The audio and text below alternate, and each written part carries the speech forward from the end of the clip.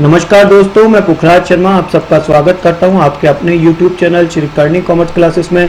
दोस्तों, बायोग्राफी के आज के पार्ट पे अपन चलते हैं महात्मा बुद्ध की बायोग्राफी के बारे में। जी हाँ, इनके कोटेशन से मैं इस बायोग्राफी को स्टार्ट करता हूं। जिसने अपने को वश में कर लिया, उसकी जीत को देवता भी हार में नहीं बदल सकता। यानी सबसे पहले आपको आपके मन को कंट्रोल करना पड़ेगा, क्योंकि मन के मते जीते और मन के मते हार। और जिसने मन को अपने वश में कर लिया, उसकी जीत को देवता भी हार में नहीं बदल सकते। यही कथन थे महात्मा बुद्ध के।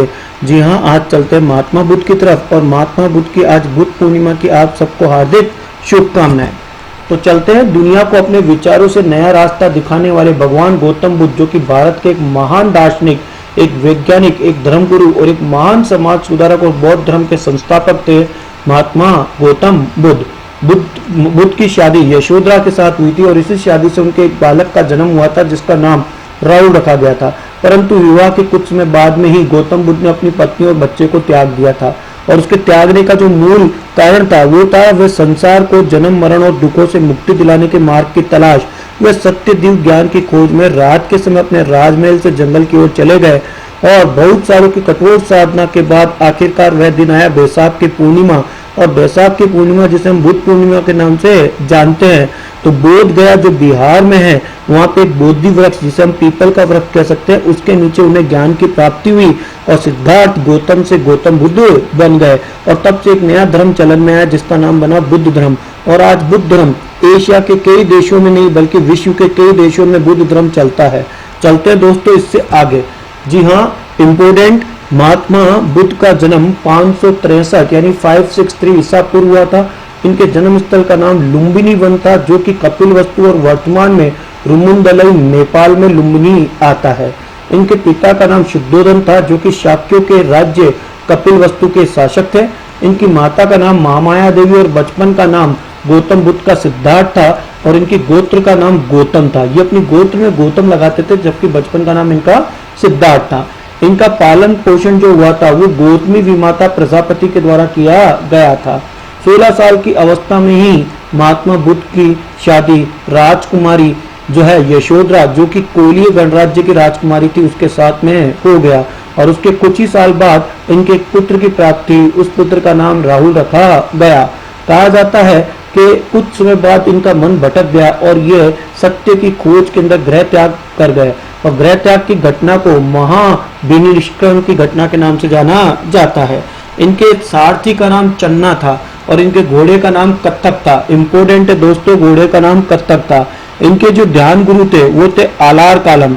इनको ज्ञान की जो प्राप्ति हुई थी वो 35 वर्ष की आयु में बैसाख की पूर्णिमा के दिन ये बुद्ध कहलाए। और फिर उसके बाद में सिद्धार्थ गौतम जो है वो महात्मा बुद्ध बन गए। इनको ये ज्ञान की प्राप्ति जो हुई थी वो बोध गया बिहार में हुई थी, और वो भी बोधि वृक्ष के नीचे, जिसे हम पीपल का वृक्ष के नाम से जानते हैं। ये निरंजना नदी के तट के पास में बोध गया है। वहां पे नदी आज भी साक्ष्य है इस ज्ञान प्राप्ति स्थल की। ये घटना संबोधि है। और वट वृक्ष, इस वृक्ष के नीचे इन्हें ज्ञान की प्राप्ति हुई थी। दोस्तों, जो बोधि गया के अंदर जो बोधि वृक्ष है वह केवल पूरे विश्व में एक ही जगह माना जाता है, वो हिंदुस्तान में बिहार बोध गया में। परंतु इसकी एक शाखा कहते हैं कि श्रीलंका में भी स्थित है। प्रथम उपदेश जो महात्मा बुद्ध ने दिए थे वो स्थल ऋषि पत्नी सारनाथ में दिए थे। और इनकी जो भाषा थी वो थी पाली। यानी बौद्ध धर्म की मैक्सिमम जो किताबें वो पाली भाषा में ही हैं। और धर्म प्रचार का जो इनका स्थल था वो था अंग, मगध, काशी, मल, शाक्य, वज्जी, कौशल और ये राज्य थे। इनको जीवन का अंत, जिसे हम महापरिनिर्वाण दिवस कहते हैं, वो 486 ईसा पूर्व यानी 80 साल की आयु में बैसाख की पूर्णिमा स्थल था कुशीनगर।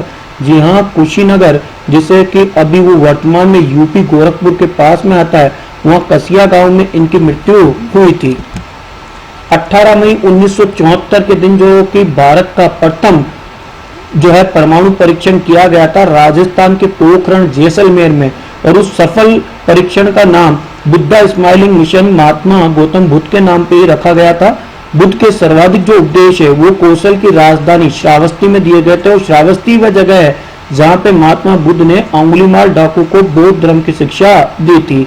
महापरिनिर्वाण की साक्षी नदी आज भी हिरण्यवती है और ये बताती है कि इनको महापरिनिर्वाण जो कुशीनगर में हुआ था। भगवान बुद्ध का अंतिम संस्कार रामाभार में किया गया था और बौद्ध धर्म के राज के संरक्षक के ही राजा थे जिन्होंने बौद्ध धर्म को अपनाया, जिसमें बिंबिसार जिसे अजातशत्रु के नाम से जानते हैं, और जो हर्यक वंश का मगध नरेश तथा प्रसेनजीत जिसे कौशल नरेश के नाम से जानते हैं, जो उदयन, प्रदोत, उसके बाद अशोक, दशरथ, कनिष्क, हर्षवर्धन और सहसी वंश, इन सब वंशों ने बौद्ध धर्म को अपनाया और आज भी बौद्ध धर्म भारत के कई राज्यों में और एशिया के कई देशों में चलता है।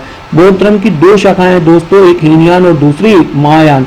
और बौद्ध धर्म के जो अष्टांगिक मार्ग होते हैं उसमें आती है प्रज्ञाशील समाधि, और प्रज्ञा के अंदर सम्यक दृष्टि, सम्यक संकल्पशील में सम्यक वाणी, सम्यक प्रमाण, सम्यक आजीविका, और समाधि में सम्यक व्यायाम, सम्यक स्मृति और सम्यक समाधि आती है। बुद्ध के जीवन की कुछ घटनाएं भी है दोस्तों, उनको एक बार देख लेते हैं। घटना के किस किस को प्रतीक के नाम से जानते हैं? गर्भ को ये हाथी के नाम से जानते हैं। जन जो है ये कहते हैं कि जन जो होना चाहिए वो कमल के फूल के समान होना चाहिए। यौवन जो है वो सांड के समान होना चाहिए। और गृह त्याग जिसको कि ये महाविनिष्क्रमण के नाम से जानते हैं, ये घोड़े के समान होना चाहिए। ज्ञान प्राप्ति यानी संबोधि को ये बोधि वृक्ष पीपल को अच्छा मानते हैं। समृद्धि को ये शेर के समान समझते हैं। और प्रथम प्रवचन जो धर्मचक्र प्रवर्तन कहलाता है उसको चक्र बोलते हैं। निर्वाण को ये पद चिन्ह के नाम से जानते हैं। और मृत्यु को महापरिनिर्वाण जिसको कि बोला जाता है उसको स्तूप के नाम से जानते हैं। दोस्तों ये थी महात्मा बुद्ध के द्वारा एक बायोग्राफी जो कि मैंने आपके सामने पेश करी महात्मा बुद्ध की।